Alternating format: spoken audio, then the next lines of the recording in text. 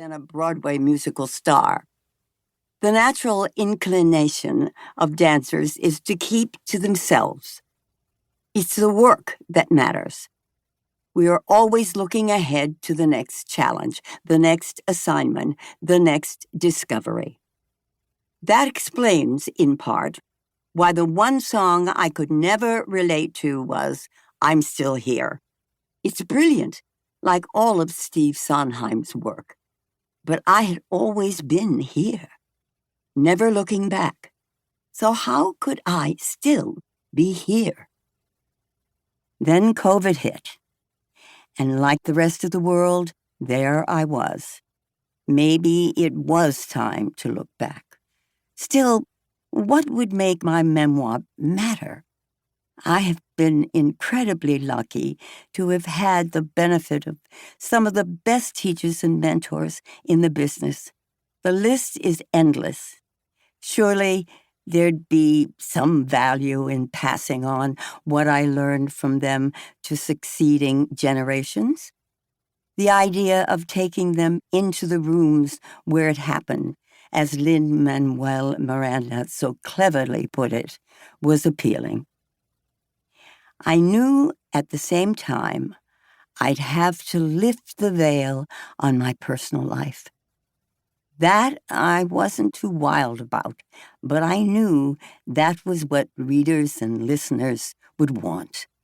And maybe my crazy quilt of life stitched together on fate, faith, impulse, and hope could be of value as well.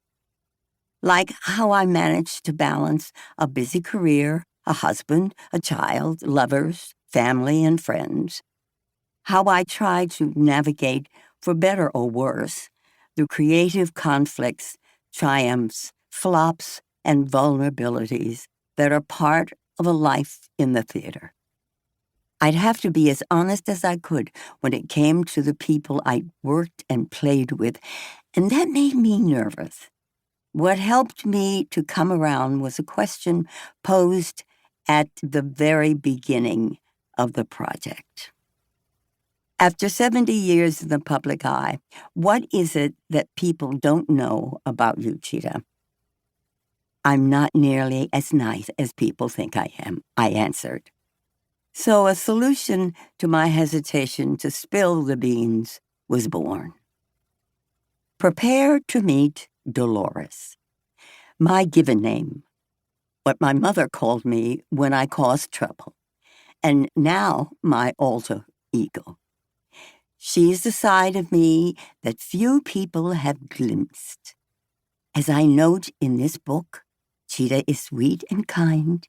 Dolores is a bat out of hell. She's the one who rises up, eyes flashing, smoke coming out of her ears, when, as my daughter Lisa says, Mom goes Puerto Rican. Not hard to imagine, right?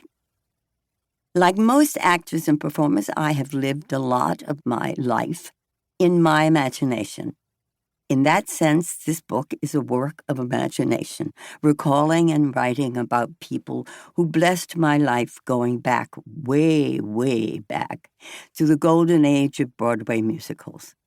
They still live within my heart as if it were yesterday, and resurrecting them in these pages has been a singular pleasure. If time has dimmed the memory, then I have relied on the remembered emotions to fill in the gaps of fact. Writing this memoir has not been easy, but it has been one of the most rewarding experiences of a life full of them. Another reward is one that I could hardly have expected when this adventure began. In the course of researching my family history came an astonishing fact. The bloodlines of my mother's family included African American roots. As my siblings and I grew up, we were very much aware of our father's Puerto Rican heritage. He was Boricua, born on the island into the Del Rivero clan. As far as the Anderson family was concerned, my mother Catherine and grandmother Sally told us